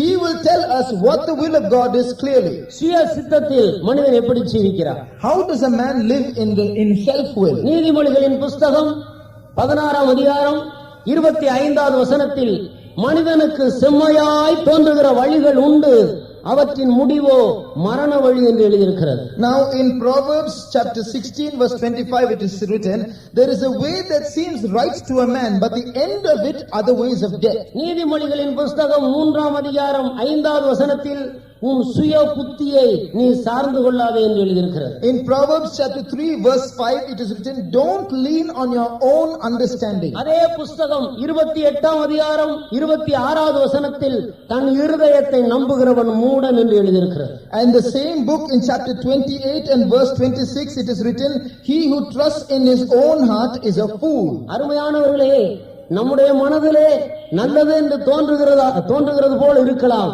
ஆனால் அதனுடைய முடிவு மரணமாக இருக்கும். Beloved people, there are things seem good in our heart, but the end is death. ஒரு காலத்தில் நாம் கிறிஸ்துவுக்கு வெளியே இருந்தபோது நம்முடைய மனதும் நம்முடைய மாமிசமும் விரும்பின எல்லாவற்றையும் செய்து கொண்டு வந்தோம். Once when we were outside Christ, we did whatever our mind and flesh desired. ஆனால் இப்பொழுதோ ஒரு சிறு காரியமானாலும் நம்முடைய மனதிலே நல்லதென்று தோன்றுகிறது என்று சொல்லி நாம் செய்துவிடக் கூடாது. நாம் அது தேவ சித்தம் தானா என்று பகுத்தறிந்து செய்ய வேண்டும். இல்லாவிட்டால் மனிதனுக்கு செம்மையாய் தோன்றுகிற வழிகள் உண்டு, அதனுடைய முடிவு மரணமாக காணும். But now after we have come into Christ, we cannot do what our mind or flesh desires. We have to understand what the will of God is and do accordingly. Otherwise, there is a way that seems right to a man, but the end is the way of death. நீங்கள் 2 சாமுவேலின் புஸ்தகம் 2ஆம் அதிகாரத்தில் எடுத்து வாசித்தால், தேசத்தில் சவுல் மரித்து போனான். ஜனங்கள் எல்லாரும் தாவீதை ராஜாவாக வரும்படியாக எதிர்பார்த்து அழைத்துக் கொண்டிருக்கிறார்கள். எந்த விதமான எதிர்ப்பும் கிடையாது. ஆனாலும் தாவீது உடனே ராஜாவாக போகாமல் ஆண்டவரிடத்தில் போய் கேட்கிறான், ஆண்டவரே, நான் எந்த பட்டணத்துக்கு போக வேண்டும், எங்கே என்னுடைய ராஜ்யபாரத்தை ஸ்தாபிக்க வேண்டும் என்று ஒவ்வொரு காரியத்தையும் ஆண்டவரிடத்தில் கேட்டு கேட்டு செய்கிறதை நான் வாசிக்கிறேன். In 2 Samuel chapter 2 we read how Saul died. The kingdom was without a king. Everybody was looking forward to David to take over the throne. There was no opposition, but David did not ascend the throne. He waited in prayer upon the Lord and said, Lord, which city should I go to that I might establish the kingdom? For every detail he went to God to know his will. கர்த்தருடைய நாமத்துக்கு மகிமை உண்டாவதாக. Glory be to the name of the Lord. அப்படினால் தேவ சித்தத்தை பகுத்தறிந்து நம்முடைய ஜீவியத்தில் அதை கைக்கொள்வோமா. So let us discern the will of God and keep it in our life. சுய சித்தத்தின்படி ஒரு நீங்கள் பிரயாசப்படாதீர்கள், முடிவு நஷ்டமாக இருக்கும். Don't strive to do anything after your own will. The end will be a loss. இரண்டாவதாக மற்ற மனிதர்களுடைய சித்தம். Secondly, the will of others. 2 ராஜாக்கள் 12ஆம் அதிகாரத்தில் நீங்கள் வாசிக்கும் பொழுது, சாலமோனுடைய குமாரனாகிய ரெகோபயாம் ராஜ்யபாரத்துக்கு வந்த பிறகு ஜனங்கள் எல்லாரும் போய் அவரிடத்திலே கேட்கிறார்கள், உன் தகப்பனுடைய கை எங்கள் மேல் பாரமாக இருந்தது, ஆனபடினால் அந்த நுகத்தை நீ லகுவாக்க வேண்டும் என்று சொல்லி கேட்டுக்கொள்கிறார். In 1 Kings chapter 12 we read of the son of Solomon, Rehoboam. The people come to him and said, your father made our yoke heavy for us, so you please make it light for us. ஆனால் அந்த ராஜா என்ன செய்தார்? What did the king do? அவன் தேவனிடத்தில் போய் ஆலோசனையை கேட்டு தேவன் கொடுக்கிற ஆலோசனையின்படியே ஜனங்களுக்கு பதில் அளித்திருக்க வேண்டும்.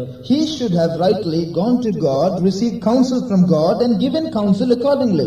ஒவ்வொரு புருஷனுக்கும் கிறிஸ்து தலையாக இருக்கிறார். For every human being, Christ is the head. தன்னுடைய தலையாகிய கிறிஸ்துவோடு தொடர்பு கொள்ள வேண்டும். He has to keep his communion with Christ who is his head. ஒரு கிறிஸ்தவன் என்றால் தனக்கென்று சொந்த தலை இல்லாத முண்டம். A Christian is like a torso, a headless body. அவனுக்கு தலை கிறிஸ்துதான் தலையாக இருக்கிறார். His head is Christ. சொந்தமாக அவனுக்குள்ளே ஒன்றும் புறப்படக்கூடாது. Nothing can independently proceed from a Christian. அல்லது வேறொருவரை தன்னுடைய தலையாக வைத்துக் கொள்ளக்கூடாது. He cannot keep a second individual as his head. கிறிஸ்துதான் தலையாக இருக்கிறார். Christ is his head. அவர்தான் பிரயோஜனமானவைகளை நமக்கு போதிக்கிறவர். He will tell us what is useful. சரியான வழியில் நம்மை நடத்துகிறவர் அவரே. He is it who leads us in the right path. ஒருவரும் உங்களுக்கு போதிக்க வேண்டியதில்லை. There is no need that anyone teach you. நீங்கள் அவராலே பெற்ற அபிஷேகம் சகலவற்றையும் குறித்து உங்களுக்கு போதிக்கும். The anointing which you have received of him will teach you all things. சத்தியமாக இருக்கிறது. Because he is truth. அது உங்களுக்கு போதித்தபடியே அதில் நிலைத்திருப்பீர்களாக. And you will abide as he had taught you. இன்றைக்கு எத்தனையோ கிறிஸ்தவர்கள் கிறிஸ்துவை தங்களுக்கு தலையாக எடுத்துக்கொள்ளாமல் மற்றவருடைய ஆலோசனை கேட்டு தங்களுடைய சொந்த விருப்பப்படி நடந்து தங்களுடைய ஆவிக்குரிய ஜீவியத்தையும் உன்னதமான அழைப்பையும் நஷ்டப்படுத்திக் கொள்கிறார்கள். Many Christians do not seek counsel from God, they go to seek counsel from the others, do their own will and finally lose their calling and their heavenly life. மற்றவர்களுடைய ஆலோசனையை கேட்கும்படியாக மணிக்கணக்காக தங்களுடைய நேரத்தை செலவழிக்கிறார்கள்.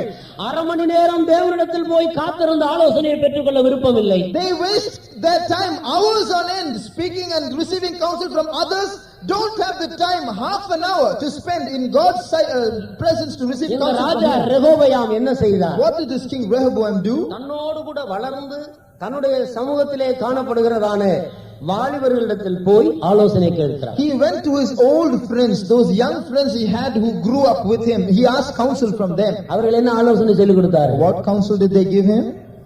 என் சுண்டி விரல் என் தகப்பனுடைய இடுப்பை பார்க்கிலும் பருமனாக இருக்கும். My little finger will be thicker than my father's loins. என்னுடைய தகப்பன் உங்களை சவுக்குகளினால் கண்டித்தார், நான் உங்களை தேளுகளினாலே தண்டிப்பேன், ஜாக்கிரதையா இருங்க, அடங்கி இருங்கள் என்று சொன்னார். My father, he punished you and chastised you with whips. I will chastise you with scorpions. So be careful and listen to me. ஒரு ராஜா சிறுபிள்ளையாக நடந்து கொள்ளக்கூடாது. A king should not walk like a child. ராஜா சிறுபிள்ளையா இருக்கப்பட்ட தேசமே உனக்கு ஐயோ. But woe unto you if your king is a child. ஒரு ராஜா தனக்கு தேவனை தலையாக வைத்துக் கொண்டு முதியோர்களுடைய ஆலோசனையை கேட்டு அதன்படி ஜீவிக்க வேண்டும். A king should listen and receive counsel from God, listen to the counsel of the elders and work accordingly. முதியோர்கள் என்று சொல்லுகிறது அபிஷேகம் பெற்ற ஆவிக்குரிய ஜீவியத்தில் அனுபவம் உள்ள தேவனுடைய ஊழியர்களையும் தேவனுடைய பக்தர்களையும் காட்டு. Now the elders here refer to experienced and devout people of God who have received the Holy Spirit. ஆனபடியால் இவனோ வாலிபர்களுடைய ஆலோசனையை கேட்டு மற்றவர்களுடைய ஆலோசனையின்படி நடந்து தன்னை நஷ்டப்படுத்திக் கொள்ளுகிறார். But Rehoboam listened to the counsel of those young people, the counsel of others, and he ruined his life. Ahab தன்னுடைய மனைவி யேசபேலுடைய ஆலோசனையை கேட்டு தன்னை நஷ்டப்படுத்திக் கொண்டார். தன்னுடைய குடும்பம் முழுவதும் ஒரு நாள் அழிக்கப்பட்டது. Ahab listened to the counsel of his wife Jezebel and ruined his life, and his whole family was destroyed. Praise the Lord. ஆதாம் தன்னுடைய மனைவியினுடைய ஆலோசனையை கேட்டு அவன் நஷ்டப்பட்டு போனான். Adam listened to the counsel of his wife and he ruined himself. இப்படி வேதத்தில் பல சந்தர்ப்பங்களை நாம் காணக்கூடும். There are many examples in the Bible to quote. அதே நேரத்தில் பக்தன் யோபுவுக்கும் சோதனை வந்தது. மனைவி வந்து சொல்லுகிறாள், தேவனை தூசித்து ஜீவனை விடும் என்று. Job had a similar trial. His wife came and said, curse God and die. நீ பைத்தியக்காரி பேசுகிறது போல் பேசுகிறாய். You are speaking like a mad woman, was his reply. அந்த ஆலோசனை அவன் எடுத்துக்கொள்ளவில்லை. He did not receive that counsel. தேவனுடைய ஆலோசனைக்கு கீழ்ப்படிந்து தன்னுடைய ஆவிக்குரிய ஜீவியத்தை பாதுகாத்துக் கொண்டு இரட்டிப்பான ஆசீர்வாதத்துக்கு பாத்திரவனாக மாறினார். He listened to the counsel of God, built up his life accordingly and became worthy of a double-fold blessing eventually. பேதுரு கர்த்தராகிய இயேசு கிறிஸ்துவுக்கு ஆலோசனை கொண்டு வந்தார். நமக்கு ஏன் இந்த பாடுகள்? ஆனபடியால் இந்த பாடுகள் உமக்கு வேண்டாம், பாடுபட வேண்டாம் என்று சொல்லிக் கொடுத்தார். Peter came to Jesus and gave him counsel and said, why do you need to suffer like this? No, you should not suffer. நீ தேவனுக்கு ஏற்றவைகளை சிந்திக்காமல் மனுஷனுக்கு ஏற்றவைகளை சிந்திக்கிறாய், எனக்கு பின்னாலே போ சாத்தானே என்று ஆண்டவர் கடிந்து கொண்டார். He said, get thee behind me, Satan, because you do not savor the things that be of God, but the things that be of men. கிறிஸ்துவ ஜீவியம் மற்றவர்களுடைய ஆலோசனையை கேட்டு செய்கிற ஜீவியம் அல்ல. Christian life is not consulting others. மூன்றாவதாக சாத்தானுடைய தூண்டுதல். Thirdly, the provocation of Satan. 1 நாளாகமம் 21ஆம் அதிகாரத்துக்கு நீங்கள் வரும்பொழுது தொகையிடும்படியாக ஜனத்தை தொகையிடும்படியாக பிசாசு தாவீதை ஏவினான் என்று எழுதியிருக்கிறது. In 1 Chronicles chapter 21 we see how the devil provoked David to number the people. அருமையானவர்களே, கிறிஸ்துவ ஜீவியத்திலே நீ தரிசித்து நடவாமல் விசுவாசித்து நட என்றுதான் ஆண்டவர் நமக்கு ஒரு புதிய மார்க்கத்தை சொல்லிக் கொடுத்திருக்கிறார். The Lord has taught us a new way of walking in Christian life, that is, we walk by faith and not by sight. நாம் தேவனை விசுவாசித்து இந்த பூமியிலே நடக்கிறவர்கள். We are those who believe God and walk in this world. கண்ணால தரிசிக்கிறதன்படி நடக்கிறது மனுஷ மார்க்கம். The way of man is to walk using his two eyes. காணாத தேவனுடைய வார்த்தையை விசுவாசித்து நடக்கிறது தேவனுடைய மார்க்கம். But God's way is to look and believe the invisible God and walk accordingly. இந்த சிறு மனிதன், இந்த தாவீது சிறு பையனாக இருக்கும்போது அவ்வளவு பெரிய கோலியாத்தை தேவன் பேரில் இருக்கிற விசுவாசத்தினால் வீழ்த்தினான். David was a lad, but he slew such a big giant Goliath, you believing in God. ஆனால் இப்பொழுதோ பிசாசு இந்த தாவீதை வஞ்சித்து ஜனத்தொகையை எண்ணும்படியாக தூண்டிவிட்டது. But now the devil provokes the same David and deceives him into numbering the people. எத்தனை ஜனத்தொகை யுத்தம் பண்ணக்கூடியவர்கள் எவ்வளவு பேர் இருக்கிறார்கள் என்று தரிசித்து அதன்படி யுத்தம் பண்ண பார்க்கிறான். தன்னுடைய நம்பிக்கை கர்த்தரிடத்திலிருந்து எடுக்கப்பட்டு மனுஷர் மேல் வைத்தான். அதுதான் சாத்தானுடைய தூண்டுதல். He wanted to take a census of his army and number the people so that he could wage his battles accordingly. The devil was trying to remove his trust upon the Lord and place it on the population of his people. அருமையான தேவனுடைய ஜனமே, beloved people of நம்முடைய God, நம்பிக்கை கர்த்தர் மேல மாத்திரம் காணப்படுவதா? our trust should be on the Lord alone. கர்த்தருடைய வார்த்தையை நம்புங்கள். Believe in the words of God. கர்த்தருடைய ஆலோசனையை நம்புங்கள். Believe in the counsel of God. கர்த்தர் மேல் நம்பிக்கை வைத்து கர்த்தரையே தன் நம்பிக்கையாக கொண்டிருக்கிற மனுஷன் பாக்கியவான். Blessed is the man that trusted in the Lord, whose hope the Lord is. அவன்தான் இலையுதிராதிருக்கிற மரத்தை போல் இருப்பான். He will be like a tree that will never fade away. அவன்தான் தப்பாமல் கனி கொடுப்பான். He will always bear fruit. ஆனபடியால் எப்போதும் சாத்தானுடைய தூண்டுதலுக்கு இடம் கொடாமல் தேவனுடைய சித்தத்தை பகுத்தறிந்து நடக்க வேண்டியவர்களாக இருக்கிறோம். Therefore let us not give room to the provocation of the devil, but always do the will of God. ஆவியானவரால் பிசாசினால் சோதிக்கப்படும்படி ஆவியானவரால் இயேசு கிறிஸ்து ஞானஸ்நானம் பெற்ற உடனே வனாந்தரத்துக்கு கொண்டு போகப்பட்டார். The Spirit of God drove Jesus to the wilderness after Jesus took baptism to be tempted of the devil. அங்கே பிசாசு தூண்டுகிறது. There the devil is provoking Jesus. ஒரு ஆலோசனைக்கு ஆண்டவர் கீழ்ப்படியவில்லை. But Jesus did not listen to any counsel of his. அருமை இயேசு கிறிஸ்து பிசாசை ஜெயித்தார். Our beloved Jesus overcame the devil. ஆனபடியால் பிசாசினுடைய தூண்டுதலுக்கு தேவனுடைய பிள்ளைகள் இடம் கொடாமல் பகுத்தறிந்து therefore children of God should discern the provocation of the devil and not succumb to it. ஏவாளை பிசாசு தூண்டி வஞ்சித்தது. The devil beguiled and provoked Eve into disobedience. அனனியா சப்பீராளை பிசாசு பொய் சொல்லும்படியாக தூண்டி விட்டது. பொய் சொல்லி செத்து போனார்கள். The devil instigated Ananias and Sapphira to lie against the Holy Ghost. They lied and died. ஒரு கிறிஸ்தவன் வாயை திறந்து எப்பொழுதெல்லாம் பொய் பேசுகிறானோ அது சிறிய பொய்யோ பெரிய பொய்யோ பொய் பேசும் போதெல்லாம் உன்னை நடத்துனது பிசாசு. Now you may be a Christian, each time you lie, whether it is a small lie or a big lie, one who is leading you is the devil. பேதுரு என்ன கேட்கிறார்? பரிசுத்த ஆவியானவரிடத்தில் பொய் சொல்லும்படியாக சாத்தான் உங்களுடைய இருதயத்தை நிரப்புனது என்ன?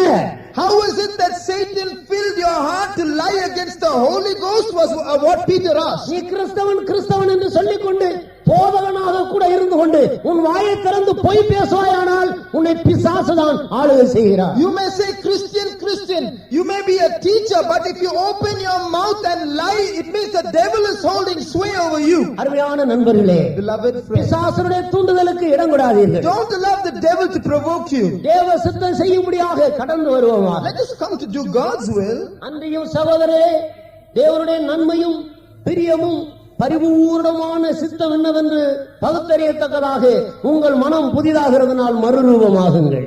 Therefore be renewed and transformed in your mind, knowing what the perfect and good and acceptable will of God is. இந்த தேவ சித்தத்துக்கு ஒரு மனிதன் தன்னை ஒப்புக்கொடுத்து ஜீவிக்கிற வேளையில் அவனுக்கு பலவிதமான பாடுகள் கஷ்டங்கள் வரும். When a person surrenders to the will of God and lives accordingly, he will have to face difficulties and problems. ஆனாலும் அவைகள்தான் நித்தியத்திலே மகிமையாக மாறும். But those sufferings will become glory in eternity. எனவே தேவ சித்தம் செய்து பாடுபடுவோமாக. Therefore let us do the will of God and suffer. ஒவ்வொரு காரியத்திலையும் தேவ சித்தத்தை பகுத்தறியுங்கள். Discern the will of God in every little matter. மத்தேயு சுவிசேஷம் 7ஆம் அதிகாரம் 21வது வசனத்திலிருந்து என்ன வாசிக்கிறோம்? What do you read from Matthew 7:21 onwards? பிசாசு துரத்துகிறது ஒரு பெரிய ஊழியம் அல்ல. Casting out devils is not a big ministry. வியாதியஸ்தரை சுத்தமாக்குறது ஒரு பெரிய ஊழியம் அல்ல. Healing the sick is not a big ministry. தீர்க்கதரிசனம் சொல்லுகிறது ஒரு பெரிய ஊழியம் அல்ல. Prophesying is not a big ministry. அற்புதங்களை இயேசுவின் நாமத்தினால அற்புதம் செய்கிறது ஒரு பெரிய ஊழியம் அல்ல. Performing miracles in Jesus' name is not a big ministry. அவைகளெல்லாம் விசுவாசத்தினால நடக்கிற ஒரு சாதாரண பொதுவான ஊழியமாக இருக்கு. They are all ordinary commonplace things which take place by faith. இப்படி செய்தும் ஒரு மனிதன் தேவ சித்தம் என்னவென்று பகுத்தறிந்து அவன் தன்னுடைய பரிசுத்த வாழ்க்கையை கட்டி எழுப்பாவிட்டால் இப்படி செய்த அத்தனை பேரையும் ஆண்டவர் பார்த்து சொல்லுகிறார், அக்கிரம செய்யக்காரரே என்னை விட்டு அகன்று போங்கள். You might do all these things, but if you do not do the will of God and thus build up your holy life, the Lord will look at all these people and say, depart from me, I know you not, ye that work iniquity. நீங்கள் பிசாசுகளை துரத்தினீர்கள், வியாதியஸ்தரை சொஸ்தமாக்கினீர்கள், ஆனாலும் தேவனுடைய சித்தம் என்னவென்று பகுத்தறிந்து அதை செய்ய தவறிவிட்டீர்கள். You have cast out devils, you have healed the sick, but you have not known the will of God and discerned. 1 தெசலோனிக்கேயர் 4:3 நீங்கள் பரிசுத்தம் உள்ளவர்களாக வேண்டும் என்பதே உங்களை குறித்த தேவனுடைய சித்தமாக இருக்கிறது. In 1 Thessalonians chapter 4 verse 3 we read, this is the will of God, even your sanctification. இயேசு கிறிஸ்து பரிசுத்தவான்களுக்காக தான் வரப்போகிறார். Jesus is going to come again for saints. யோவானே சீக்கிரத்தில் சம்பவிக்க போகிறதை நீ எழுது என்று சொல்லுகிறார். John, write down those things which are going to happen very soon. பரிசுத்தம் உள்ளவன் இன்னும் பரிசுத்தமாகட்டும். He that is holy, let him be holy still. நீதி செய்கிறவன் இன்னும் நீதி செய்யட்டும். He that is just, let him be even more just. இதோ நான் சீக்கிரமாய் வருகிறேன். Behold, I am coming quickly. ஆண்டவர் யாருக்காக வரப்போகிறார்? For whom is Jesus coming? பரிசுத்த ஜீவியம் செய்கிறவர்கள். For those who live a holy life. இயேசுவை போல ஒரு ஜீவியம் செய்யும்படி நாம் அழைக்கப்பட்டிருக்கிறோம். We are called to live a life just like Jesus. அதற்காகவே கர்த்தர் நம்மை அழைத்திருக்கிறார். The Lord has called us for this. ஆனபடியால் தேவ சித்தமாகிய பரிசுத்த ஜீவியத்தை மிக கருத்தாக செய்வோமாக. Therefore let us do fervently that will of God which is a holy life. அபிஷேகம் பெற்ற தேவனுடைய ஜனங்கள் தேவனுடைய ஆலயமாக இருக்கிறார்கள். People who have received the Holy Spirit are the temple of God. தேவனுடைய ஆலயம் பரிசுத்தமாக இருக்கிறது. The temple of God is holy. ஒருவன் தேவனுடைய ஆலயத்தை கெடுத்தால் அவனை தேவன் கெடுப்பார். If any man defies the temple of God, God will destroy him. பரிசுத்த ஆவி பெற்ற தேவனுடைய ஆலயங்களாகிய ஜனமே நம்முடைய ஜீவியத்தை கெடுத்துக் கொள்ளாதபடி ஆவியிலும் ஆத்மாவிலும் சரீரத்திலும் பரிசுத்த ஜீவியம் செய்யும்படி கவனமாயிருப்போமாக. O temples of God which have received the Holy Spirit, let us be diligent to keep holiness in our spirit, soul and body, that this temple be not destroyed. ஒரு ஸ்திரியை இச்சையோடு பார்த்தால் அவளோடு விபச்சாரம் செய்தாயிற்று. If you look at a woman with lust, then you have committed adultery with her in your heart. நீ ஒவ்வொரு கூட்டத்திலேயும் 500 பிசாசுகளை துரத்தலாம், ஆனால் இந்த விதத்தில் நீ கண்களில் இச்சை அடக்கத்தோடு ஜீவிக்காவிட்டால் நீ துரத்தின பிசாசினால் பரலோகத்தில் உனக்கு என்ன கிடைக்கும்? You may cast out 500 demons in each ministry, each meeting you conduct, but if you do not have temperance in your looks, then what is the use of all that? பிசாசுகளை துரத்துங்கள், வியாதியஸ்தரை சொஸ்தமாக்குங்கள், அது அவசியம் தேவையானது. ஆனால் அதை விட பரிசுத்த ஜீவியம் செய்யும்படி முக்கியத்துவம் கொடுப்போமாக. Casting out demons and healing the sick is important, do it, but give more importance and priority to doing the will of God and living a holy life. நம்முடைய ஜீவியத்தில் மிக கவனமாக பரிசுத்தத்தில் நம்மை ஸ்திரப்படுத்திக் கொண்டு மற்ற ஊழியங்களை தைரியமாய் செய்வோம். Therefore let us primarily establish ourselves in holiness and then do the other ministries boldly. நாமும் பாதுகாக்கப்படலாம், நம் மூலமாக ஆண்டவருக்குள் வந்த ஜனங்களும் பாதுகாக்கப்படுவார். Then we can be preserved and the people whom God has brought to us. எனவே தேவ சித்தத்தை நாம் ஆழமாக பகுத்தறிந்து கொள்வோம். Therefore let us deeply discern the will of God. கர்த்தருடைய நாமத்துக்கு மகிமை உண்டாகட்டும். Glory be to the Lord's name. அடுத்ததாக அறிந்து கொள்ளுதல் என்ற ஒரு பகுதியை குறித்து நாம் பார்க்கிறோம். Then we come to the third aspect of the Spirit called knowing. அறிந்து கொள்ளுதல் என்று சொல்லுவதை வேதத்தில் மூன்றாக பிரிக்கலாம். Now this aspect of knowing can be split into three. மனிதன் இன்றைக்கு எத்தனையோ காரியங்களை அறிந்து கொண்டே போகிறார். Man is knowing many things these days. வான ஆராய்ச்சி செய்கிறவர்கள் அநேகர் உண்டு. There are many astronomers. பூமியில் ஆராய்ச்சி செய்கிறவர்கள் அநேகர் உண்டு. There are many geologists. சமுத்திரத்திலே ஆராய்ச்சி பண்ணுகிறவர்கள் அநேகர் உண்டு. There are many who do research in the seas. பிரியமானவர்களே, இப்படி ஆராய்ச்சியாளர்கள் அறிவாளிகள் அநேகர் இந்த பூமியிலே காணப்படுகிறார்கள். There are many men of renown and scientists in the world. ஆனால் சத்திய வேதாகமத்தில் என்ன வாசிக்கிறோம்? But what do we read in the Bible? நீதிமொழிகளின் புத்தகம் 10ஆம் அதிகாரம் 9வது வசனத்திலே பரிசுத்தரின் அறிவே அறிவு என்று எழுதியிருக்கிறது. In Proverbs chapter 10 verse 9, the knowledge of the Holy One is understanding. நீ உன் தேவனை அறிந்து கொள்வாயா? You know your God. தன்னை உண்டாக்கின தெய்வம் யார் என்பதை கண்டுபிடித்து அந்த தெய்வம் எப்படிப்பட்டவராக இருக்கிறார் என்பதை நீ ஆராய்ந்து கண்டுபிடிப்பதுதான் எல்லா அறிவை பார்க்கிலும் ஒரு சிறந்த மேலான உன்னதமான அறிவாக இருக்கிறது. Knowing who your God is, the one who created you, conducting a research and knowing that God is a knowledge superior to any other knowledge. வாசியுங்கள். கர்த்தருக்கு பயப்படுதலே ஞானத்தின் ஆரம்பம், பரிசுத்தரின் அறிவே அறிவு. பரிசுத்தரின் அறிவே அறிவு. அல்லேலூயா. Hallelujah. பிரியமானவர்களே, தெய்வத்தை ஒரு மனிதன் அறிந்து கொண்டே போவானால் அது அவனுக்குள்ளே நித்திய ஜீவனை கொண்டு வருகிறது. If a man grows in the knowledge of God, it will bring eternal life into him. உம்மை அனுப்பின பிதாவையும் அறிவதே நித்திய ஜீவன். This is life eternal, that they might know thee and Jesus Christ whom thou hast sent. தெய்வத்தை அறிகிறதுதான் சரியான ஒரு அறிவு. Therefore knowing God is the true and the right knowledge. மற்ற எல்லா அறிவுகளையும் விட்டுவிட்டு தெய்வத்தை அறியக்கூடிய ஒரு அறிவுக்குள்ளே நாம் அனைவரும் கடந்து வருவோம். Therefore let us set aside all other sources of knowledge and come to research in the knowledge of God. பிலிப்பியருக்கு எழுதின நிருபம் 3ஆம் அதிகாரம் 10வது வசனத்துக்கு வரும் பொழுது பரிசுத்த பவுல் சொல்லுகிறார், கிறிஸ்து இயேசுவை அறிகிற அறிவின் மேன்மைக்காக எனக்கு உண்டான எல்லாவற்றையும் நான் நஷ்டம் என்று விட்டு குப்பையாக எண்ணுகிறேன். In Philippians chapter 3 verse 8, St. Paul says, I count everything as dung and loss that I might know the excellency of the knowledge of Christ. அவர் ஒரு பெரிய படிப்பாளி தான். He was an educated man. கமாலியலின் பாதத்தருகே இருந்து படித்தவர். He studied at the feet of Gamaliel. அவர் ஒரு நல்ல யுத்த வீரர். He was a good warrior.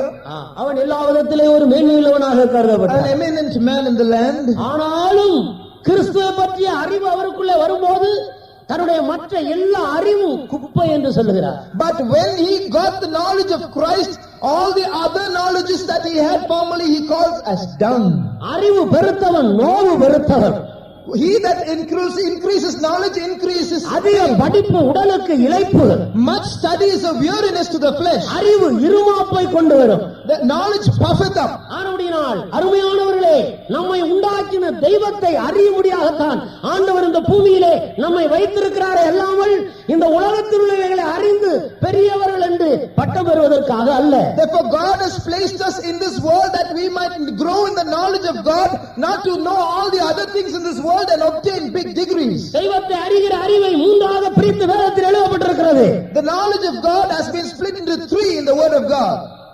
பிலிப்பியருக்கு எழுதின நிருபம் 3ஆம் அதிகாரம் 10வது வசனத்திலிருந்து வாசித்தால் விளங்கிக் கொள்ளலாம். You can understand that from Philippians 3:10. இப்படி நான் அவரையும் அவருடைய உயிர்த்தெழுதலின் வல்லமையையும் அவருடைய பாடுகளின் ஐக்கியத்தையும் அறிகிறதற்கும் எப்படியாயிலும் நான் மரித்தோரிலிருந்து உயிரோடு எழுந்திருக்க வேண்டும் என்று சொல்லுகிறார். He says that I may know him and the power of his resurrection and the fellowship of his sufferings, if that by any means I might attain unto the resurrection of the dead. முதலாவது ஒரு மனிதன் இயேசு கிறிஸ்துவை யார் என்று அறிந்து கொள்ள வேண்டும். First of all, a man should know who Jesus Christ is. பிரியமானவர்களே, கிறிஸ்து யார் என்பதை மட்டும் நாம் படித்தால் இதே போல ஒவ்வொரு நாள் மாலையிலும் வந்து ஒரு 1.5 மணி நேரம் 2 மணி நேரம் வீதம் அறிந்து கொண்டே போவோமானால் குறைந்தது இந்த இடத்தில் ஒரு 6 மாதம் நாம் படிக்கலாம். Now supposing you have to come here every evening for about 1.5 hours, you are delivered a study to know who Christ is. You will have to come here for about 6 months every evening. நான் விசுவாசிக்கிறவர் இன்னார் என்று நான் அறிந்திருக்கிறேன். I have known whom I have believed. இயேசு கிறிஸ்துவை பற்றி அறிந்து கொள்வதற்கு அவ்வளவு காரியங்கள் இருக்கிறது. There are so many things to know about who Jesus is. ஆனபடியால் கிறிஸ்து யார் என்று அறிந்து கொள்வோமா? So let us know who Christ is. கர்த்தருடைய நாமத்துக்கு மகிமை உண்டாகட்டும். Glory be to the name of the Lord. இரண்டாவது, அவருடைய உயிர்த்தெழுதலின் வல்லமை. 2, you have to know the power of his resurrection. அவர் எப்படி மரித்தோரிலிருந்து உயிரோடு எழும்பினார்? How did he rise up from among the dead? 5வது படத்திலே இயேசு கிறிஸ்து கல்லறையிலிருந்து உயிரோடு எழும்பினதை நாம் காண்கிறோம். In picture 5 you see how Jesus rose from the dead. கிறிஸ்துவை மரித்தோரிலிருந்து எழுப்பினது ஒரு ஆவி. It was a spirit that raised up Jesus from among the dead. அந்த ஆவி உங்களிலே வாசமாய் இருந்தால் சாவுக்கு ஏதுவான உங்கள் சரீரங்களையும் அவர் உயிர்ப்பிப்பார். If that same spirit that raised up Jesus dwells in you, he will quicken your mortal bodies. இந்த உலகத்தில் உள்ள எல்லா படிப்புகளையும் ஒரு மனிதன் படித்தாலும் மரித்தோரிலிருந்து உயிரோடு எழும்புவதற்கு அவைகள் அவனுக்கு உபயோகமாக இருக்க முடியுமோ? A man might study everything he can in this world and die. Will it help him to rise up from the dead again? ஆனால் இயேசு கிறிஸ்துவை அறிகிற அறிவுக்குள்ளே அவருடைய உயிர்த்தெழுதலின் வல்லமையை ஒரு மனிதன் அறியும் போது அவனும் ஒரு நாள் இயேசு எழுந்தது போல் உயிரோடு எழும்ப முடியும். But if a man knows Jesus Christ and knows the power of his resurrection, then like Jesus rose from the dead, one day he will rise too. இந்த நம்பிக்கை உள்ளவர்கள் கர்த்தரை மகிமைப்படுத்த முந்துக்கொள்வோமாக. ஹல்லேலூயா. மூன்றாவதாக அவருடைய பாடுகளின் ஐக்கியத்தை பற்றி அறிவு. Thirdly, knowing the fellowship of his sufferings. ஒரு பாவமும் செய்யாத இயேசு கிறிஸ்து இந்த பூமியில் வந்து பாடுபட்டாரே, ஏன்? Jesus, who knew no sin, who did no sin, came and suffered in this world. Why?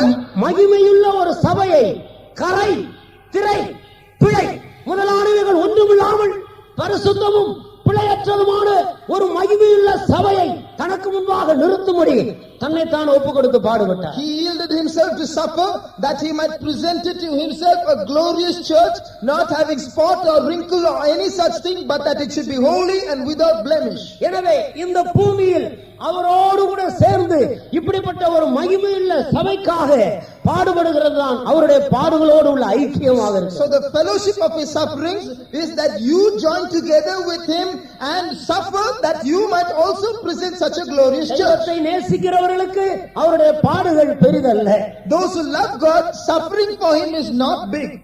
அவரோடு கூட சேர்ந்து பாடுபட்டு பாடுகளிலே சந்தோஷப்படும்படியாகத்தான் பரிசுத்த ஆவி கொடுக்கப்பட்டிருக்கிறது. The Holy Spirit is given to you that you might join to him and suffer and rejoice in that suffering.